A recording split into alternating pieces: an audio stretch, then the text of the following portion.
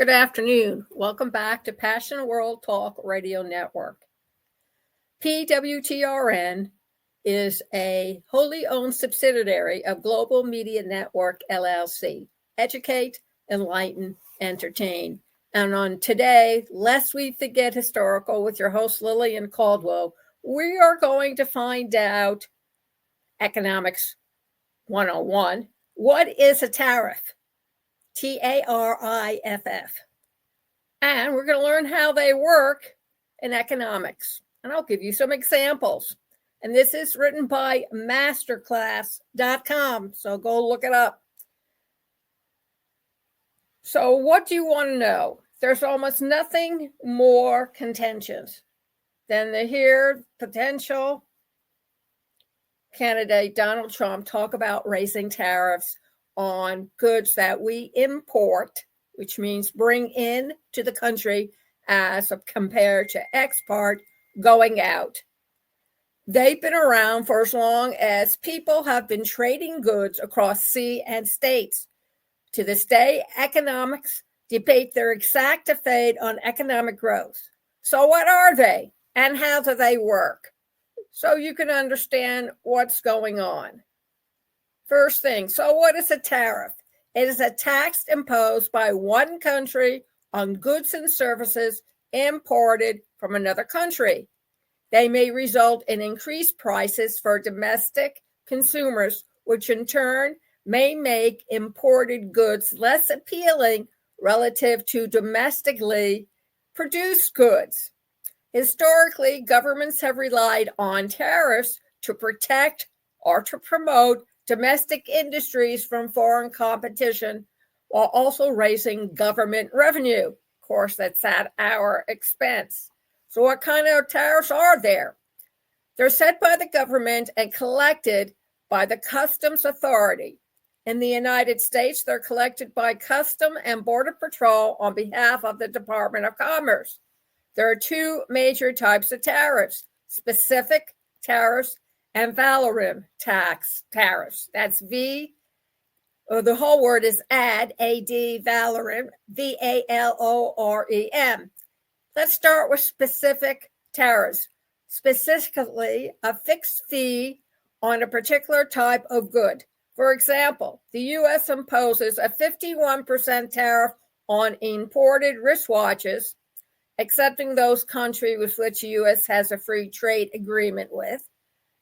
And this tariff applies regardless of the cost of the watch. The ad valorem tariffs are based on the worth of the item. For example, the U.S. imposes a 2.5% tariff on automobiles imported from the European Union, while the European Union imposes a 10% tariff on automobiles imported from the U.S. Now, the Trump administration has threatened to raise the U.S. tariff to 25%, and the EU has promised to reciprocate. Seems like that sandbox is already getting crowded. What is the purpose of tariffs? Well, governments have used it throughout history for various reasons. Historically, they've helped governments protect domestic industries from foreign competition while also raising revenue. Today, tariffs are also the most basic tool countries use in a trade war. Remember that trade war with China that's still going on? Yes, okay. If the countries involved are large enough, they may use tariffs as a way to exert significant pressure on one another in order to exact concessions on trade or other areas. The idea is that by making foreign products more expensive, governments can encourage their citizens to buy from domestic producers instead, producers that might not be able to compete otherwise, In theory, it's a way for governments to boost the domestic economy while reducing their trade deficit. And let's admit it, we have a very large trade deficit.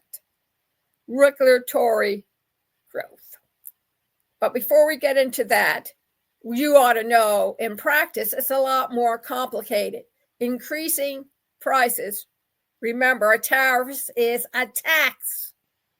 That's what got our country started in the Revolutionary War, when Britain levied unfair taxes on tea on the colonial government to pay for their war with Napoleon.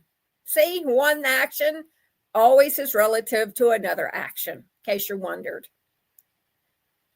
Can lead to a reduction in GDP in the short term as goods and services become more expensive for consumers. In the long run, protected industries may also become less efficient or innovative due to a loss of competition. Now, retaliatory tariffs can also cause major damage to industries that rely on exports or industries that have complex supply chains dependent on international trade, like those batteries for tablets and cell phones, the one we keep on running out of here in the States, so we have to go abroad to get them. And also for the cars, who also have to have AI. Why, I'm not exactly sure, but whatever. Believers in more liberalized or free trade are generally opposed to tariffs on the belief that lower barriers to trade benefit allow international commerce to flow unimpeded. So when did they originate?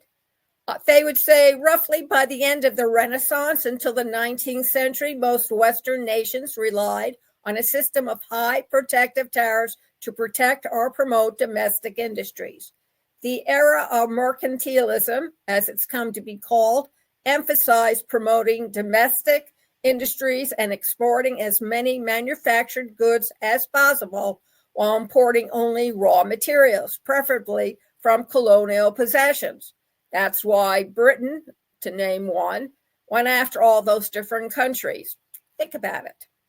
Beginning in the late 18th century, however, classical economics, influenced by the work of Adam Smith, began to advocate for free trade, or laissez-faire economics, as an alternative to mercantilism, though different states, especially Germany and the US, continued to pursue mercantilist policies into the early 20th century. Tariffs have played an important role in the history of the US. Alexander Hamilton, the first U.S. Treasury Secretary, advocated for a protectionist system of high tariffs to incubate American industry until they achieved the economics of scale required to compete with international rivals. It was also the major source of revenue for the federal government. Income tax. Tariff revenues made up the vast majority of the federal budget. Well, now you know why Trump's doing it. So what changed? After World War II, the victorious Allied powers developed a system of multinational institutions to promote international cooperation and create greater economic ties between nations in the hope that greater economic integration would make large-scale military conflict less likely.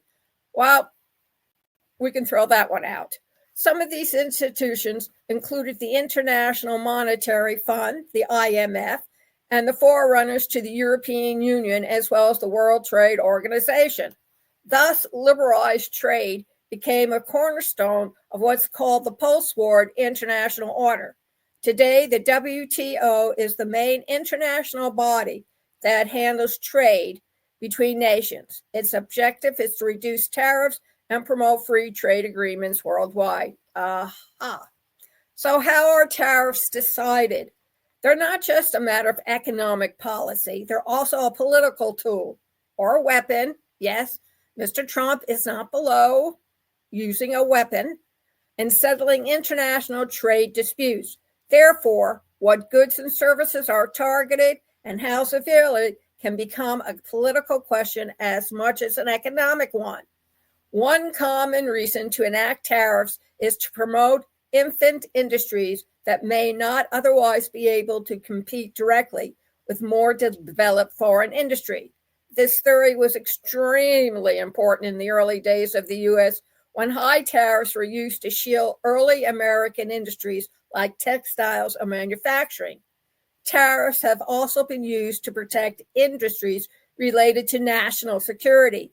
This is why countries often protect their domestic defense and aerospace industry with tariffs on foreign manufacturers, among other policies. National security is also the justification given by the Trump administration for enacting steep tariffs on imported steel and aluminum, despite protests from the defense industry. In the context of a trade war, retaliation is also a major factor. For example, in 2018, the Trump administration enacted tariffs on hundreds of billions of dollars worth of goods from China, which the administration accused of unfair trade practices. After Donald Trump raised tariffs on European steel and aluminum, the EU responded with its own retaliated tariffs targeting American bourbon, motorcycles, and orange juice, among other goods.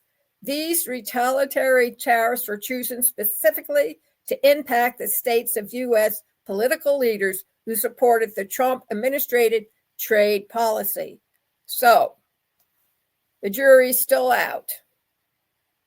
And if you want to learn more, tune in next week and we'll see what prices are going up on the United States when President Trump takes office in January. Thank you very much for listening. I hope you enjoyed today's program. You can listen to this all over again by going to our website, PassionWorldTalkRadioNetwork.com. Scroll down until you get State of Current Affairs. Click on it. Go to the page. Go below the form if you don't want to leave a comment. Click on the Google link and it'll take you right into the belly of the beast, youtube.com/@PassionateWorldRadio. And you can see this among any other videos we have for our podcast. This show is sponsored by a publishing company in Singapore that will help you write your memoirs. Contact us, pwrnetworkllc@gmail.com. The obstacles of podcast training. You can find that on education.passionateworldtalkradio.com/masterclass. 2 months, 5 days a week, 45 minutes, interactive. Check us out. 2 for the price of 1. And also MyFlex. And you need to start using artificial intelligence, because if you don't use it today, you'll definitely be left behind tomorrow. Go over to http://AI-with-Lillian.com. And your call to action is go to our website, PassionateWorldTalkRadio.com/donations. And please donate $5 to our station. Don't forget the 3% from PayPal plus 29 cents for handling fee. So you can always hear the truth, nothing but the truth. So help you to a good slice of the truth. Thank you very much for listening and have a great weekend.